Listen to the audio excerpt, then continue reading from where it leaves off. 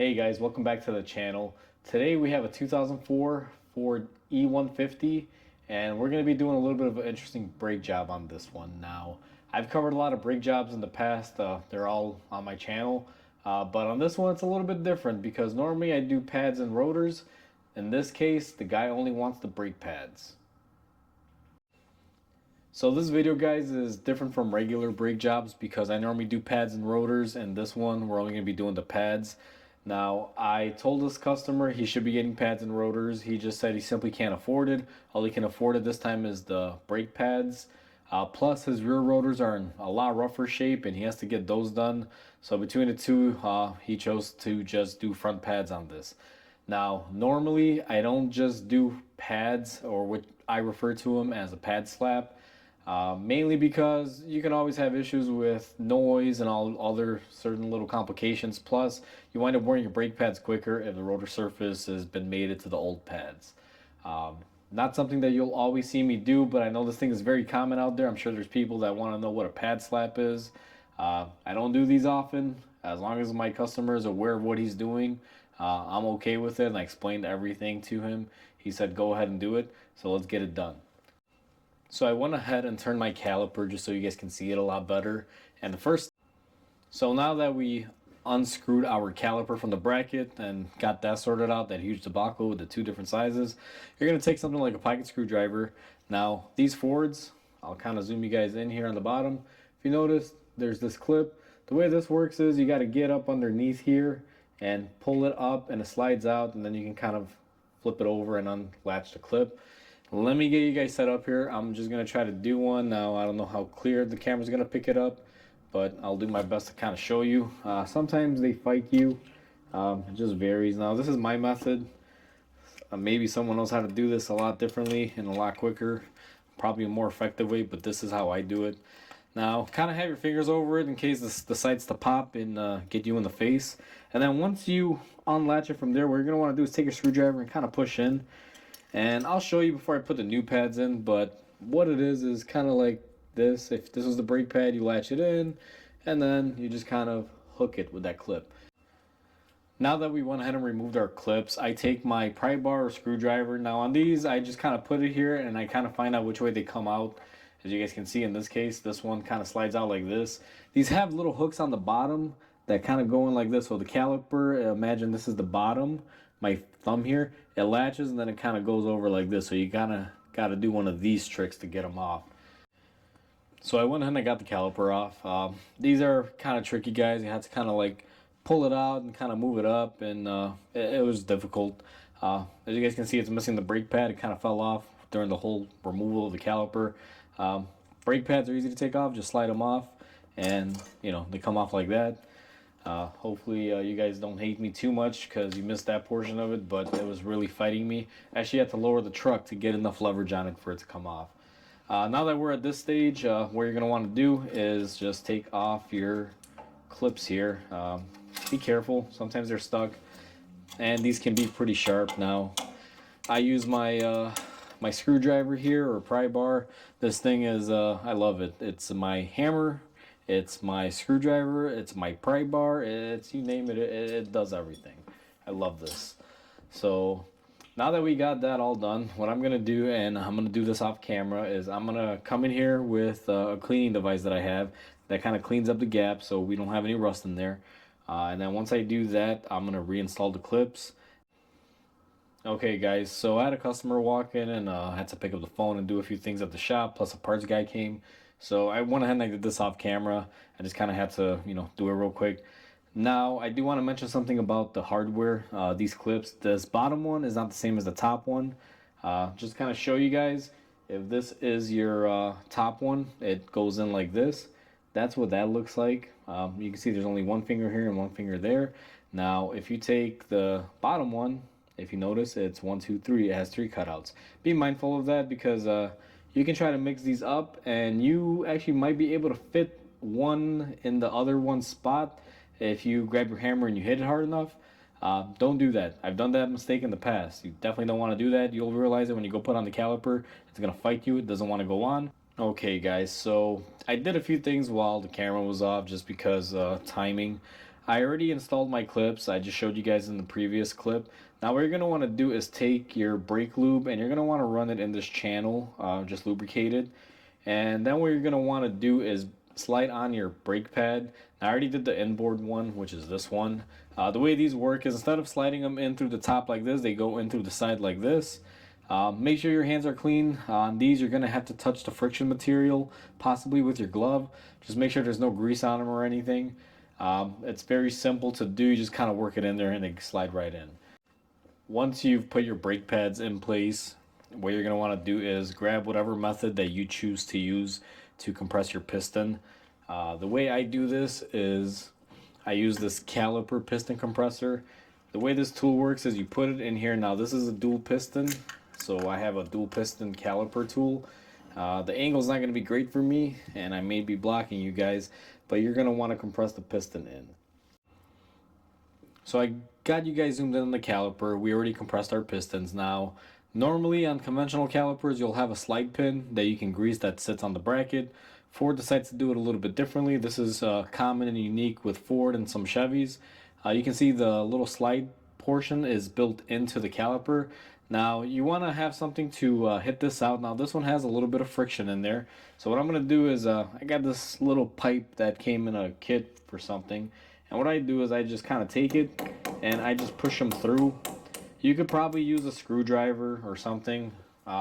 This is just what I use. It's pretty simple.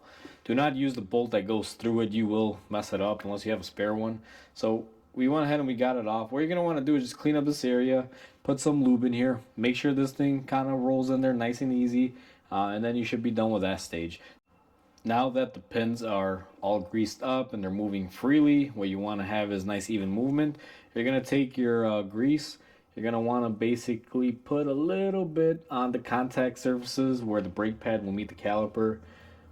Some people do this, some people don't. I just feel that a little bit of grease here will definitely help because you have two metal parts rubbing against each other, so there will be a little bit of friction.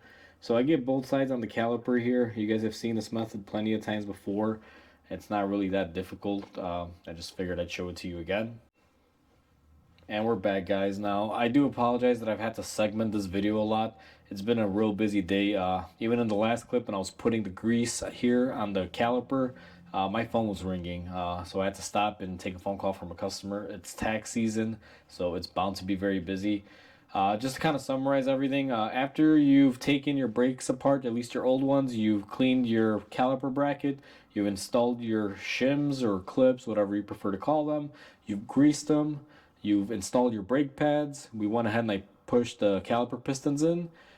We went ahead and lubed up the friction surfaces where the pads will grab, and we also service these pins. As you guys can see, they slide in nice and easy. Make sure you do top and bottom. The next step in this is to make sure that these pins are down, and what you're going to want to do is basically grab your caliper. Now these can be a little tricky, and you want to line it up on this bottom tab here. There's a little tooth there. I don't know if you guys see, it's like a little finger or tooth, whatever you want to call it. And make sure that your slide pins are fully recessed. And what you're going to want to do is get her to just gently slide in. Alright guys, so it took a little bit of fighting with it, but I was able to get it on. It's just really difficult because you got to line up this one and then the top one. And you got to make sure that your pins are pushed all the way back. And you just kind of got to rock it till it gets into place. Now, once I rocked it, got into place, I kind of held it like this, put some weight, and I got my bolts in.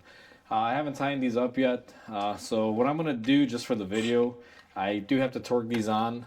I'm just going to use my gun to drive them down here, just because I need to keep these attached pretty firm to be able to install my clips. I figure I don't need to show you guys how to torque them. You guys are more than capable to do that yourselves. Plus, I don't really push torque settings or things on people. If you want to hand tighten it, hand tighten it. You want to impact it, impact it. For me, makes no difference. Sometimes I don't use torque settings, sometimes I do. So the next step is grab your clips. Now these new clips, guys, are not going to be as weak as the old ones, so you got to be very careful. These things are very difficult to handle. The way that these work, and I'll show you on a new brake pad, your brake pads on upper and bottom portion will have these little divots in them. that's where this clip goes on this particular car. So if you guys can see, it slides in right there and it kind of holds it in. That's what you're going to be looking for on the inner channel. Inner channel being here. Now it's hard to see this one facing this way.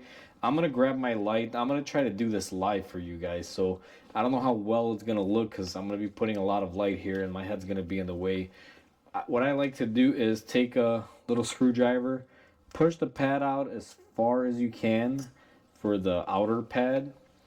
And then now the camera will be blocked by my head, guys. I apologize. You're not really going to be able to see this process very good. So I went ahead and I lined up that one. Pushing the pad out definitely helps. And then what I'm going to do is feed my other side clip in there and get it to mate up. Now once you've gotten to this step, it's pretty much the hardest step to get to, and it's not really that difficult. You just kind of got to pay attention to it. And what I like to do next is I'm going to take the clip, I'm going to kind of push down on it and push forward, and it should slide in. Now these don't always slide in easy, a lot of factors here, so I take something small and kind of tap it in there, and you guys can see my clip is fully installed. You're going to want to do the same exact thing on the bottom here. It's basically flipped around from the top. So we got both of our clips installed now. I went ahead and I wiggled them just to make sure they were in place. We have everything bolted up. Pads and everything are set. That is how you do a pad slab, guys. Now, this is not the typical pad slab because this Ford has a couple weird steps. Most cars, it's a lot easier than on this one because you don't have clips and stuff. So this is going to be more of how to do brake pads on a E-350 or E-150, whatever this is. And also how to do a pad slap. You just take what we did here, apply it to your car. It's virtually the same thing. This just has a couple added steps and a couple weird features. After you're done, your rotor should be nice and loose here. Your caliper should be free like ours is. Now we do have pretty thick pads in there, so it's not going to move a whole lot. But you know, everything is nice and tight. Everything is good to go. I'm going to put the wheel on, and this one's ready for the road. That's how you replace brake pads on a Ford E-150, guys.